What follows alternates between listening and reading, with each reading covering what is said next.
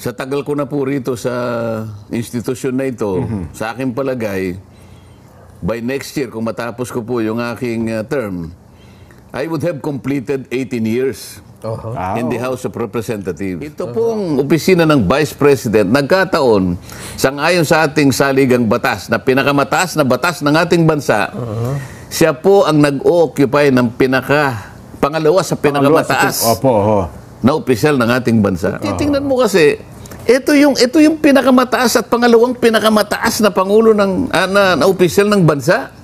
Yung dapat na paggalang at pagtitiwala na ibibigay mo sa kanila, dapat nandun eh. Tatanungin mo tungkol sa confidential fund na wala na nga.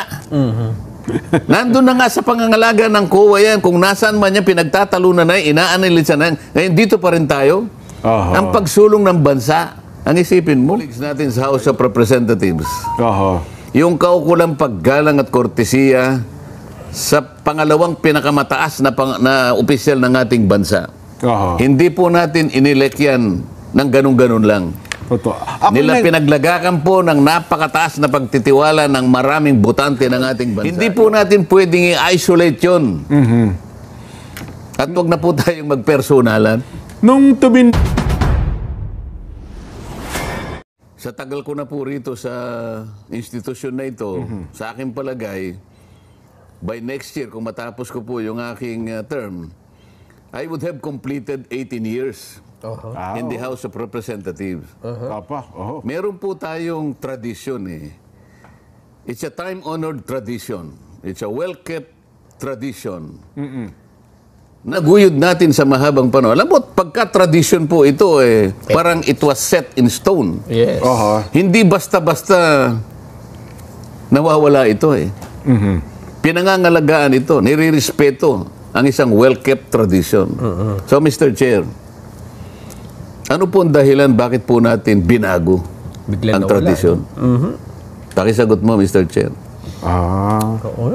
So, gusto kong ibalik sa kanila. Meron kaming tradisyon eh. Meron kaming unwritten rule. Kung minsan yung mga unwritten rule na yun. Yun ang naghahari talaga. Yun ang naghahari. At hindi po pwedeng baguhin basta-basta lamang yun. Ngayon, naghahanap ako ngayon ng kasagutan. Baka naman gusto nilang balikan yun. Hindi ba? Kailan lang nangyari? 2023. It was the son of the president, the senior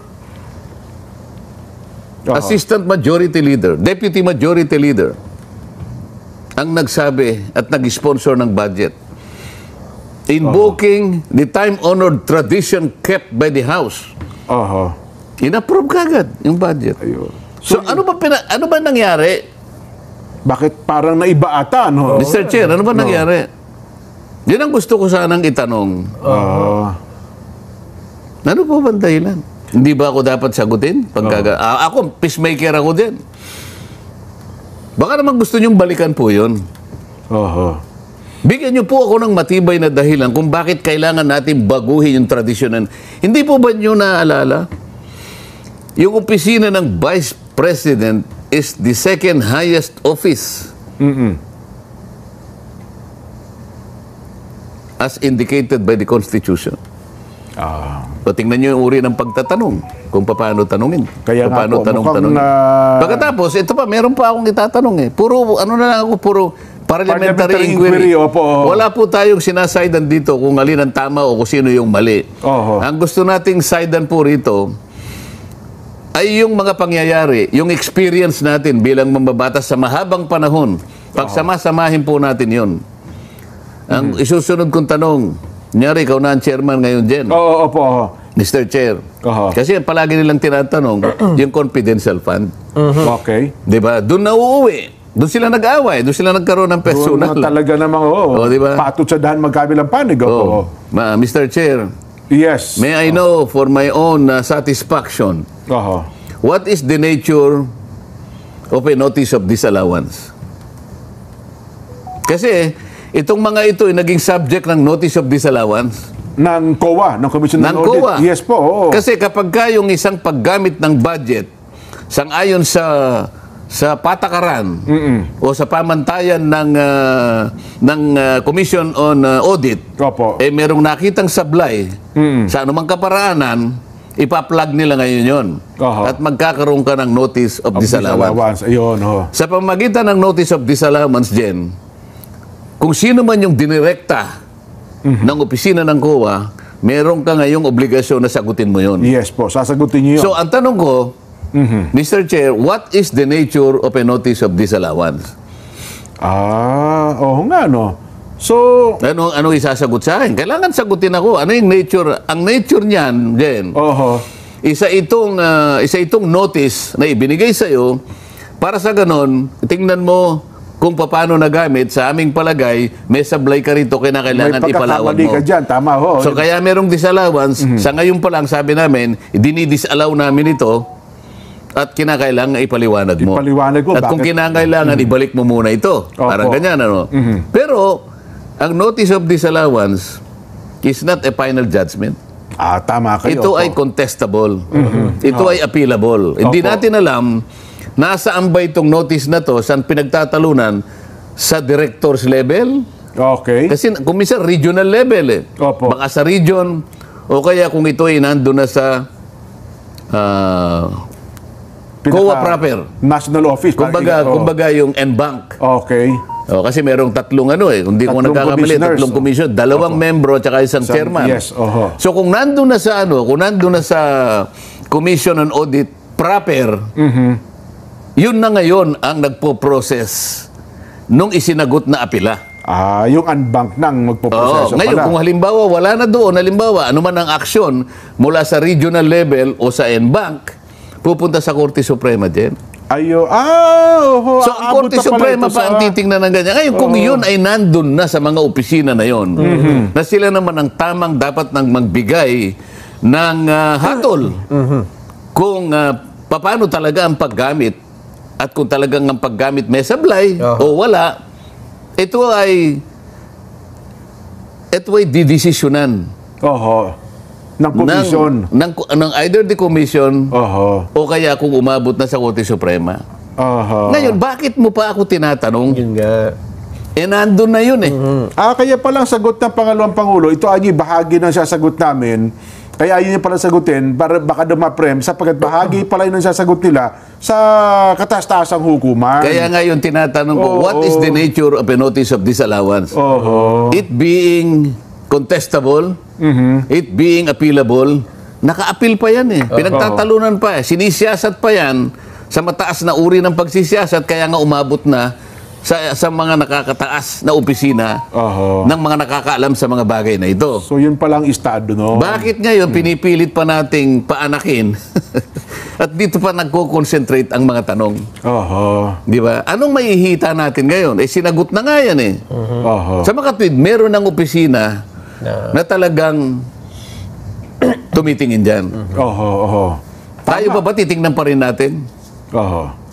Yan ang pinanggalingan lahat. Kaya tayo bilang peacemaker dyan, dapat balikan natin sa ganun. Ayun. Mukhang wala kasi nagpalutang ng ganyang puntos kong. Mukhang doon sa pagdinig, ayun ko, may kanyang sariling interest doon sa mga paraan ng mga pagtatanong po na lumabas doon sa Kamara noong isang araw. Kung makikita mo yung concentration ng pagtatanong, nandun nga sa confidential fund. Wala na nga confidential fund dyan Mut ang academic na ito, at sa pinag-uusapan na 2025, wala nang confidential or intelligence fund. Kung ipipilitin mo na ibalik doon sa punto na yon, ibang usapan na yon. Di ba?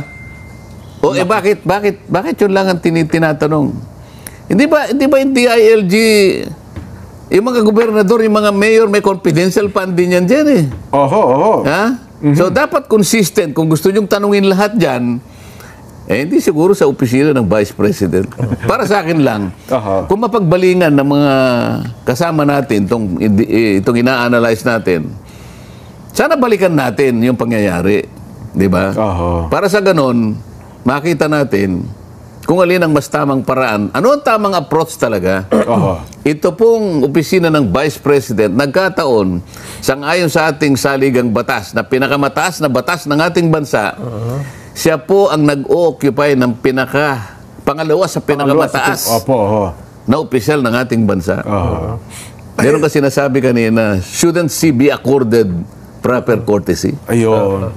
Yun lang eh. Yun ang gusto nating i-analisa. Nasabihin sa lahat ng mga kinaukulan. Pag-isipan po natin mabuti.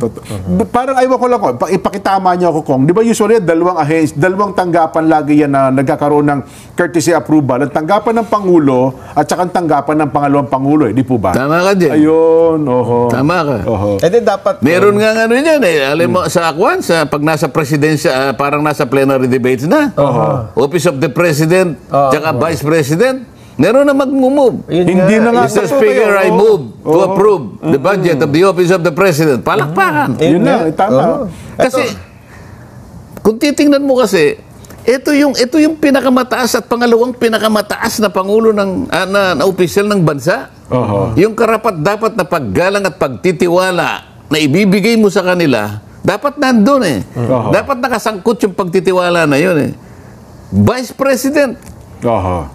Pagtatatanungin mo tungkol sa confidential fund na wala na nga. Nandun na nga sa pangangalaga ng COA yan. Kung nasaan man yan, pinagtatalunan na yan, inaanalisa na yan. Ngayon, dito pa rin tayo. Ang pagsulong ng bansa, ang isipin mo. Doon tayo. Yun ang peacemaker, Jen. Ayun. dapat pala may tumayo doon, Kong. At sabihin, in line with the long-standing tradition Tumayo of ka giving the office of the Vice President parliamentary courtesy, I move to terminate the budget hearing. Hindi na. I move to approve the budget hindi pala of the terminate. Office of the Vice President. Approve. Sana may ganon. Dapat may ganon. So, we're calling on the more cooler heads. Yan. Mga colleagues natin sa House of Representatives. Yung kaukulang paggalang at kortesiya sa pangalawang pinakamataas na opisyal ng ating bansa. Hindi po natin inelect yan ng ganun-ganun lang. Nila pinaglagakan po ng napakataas na pagtitiwala ng maraming botante ng ating bansa. Yun po yung tingnan po natin. Tama. Tingnan po natin yun. Balikan natin yun. Hindi po natin pwedeng i-isolate yun. At huwag na po tayong magpersonalan.